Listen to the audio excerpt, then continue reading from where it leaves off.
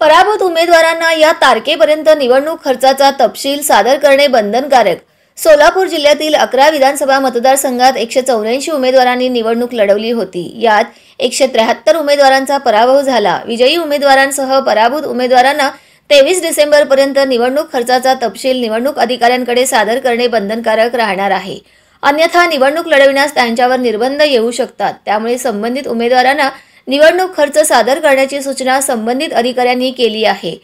जे भावी आमदार खर्च सादर करणार नाहीत त्यांना 6 वर्षासाठी निवडणूक लढविता येणार नाही। निवडणूक आयोगाच्या नियमानुसार मतमोजणी झाल्यानंतर 30 दिवसांच्या आत निवडणूक खर्च सादर करणे बंधनकारक आहे। 20 नोव्हेंबर रोजी मतदान झाले, त्यानंतर 23 नोव्हेंबर रोजी मतमोजणी झाली। त्यामुळे 23 डिसेंबरपर्यंत उमेदवारांना निवडणूक खर्च सादर करावे लागणार आहे।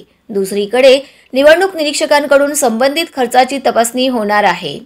यापूर्वी उमेदवारांच्या खर्चाची 3 वेळा तपासणी झाली, त्यात काही त्रुटी राहिल्या।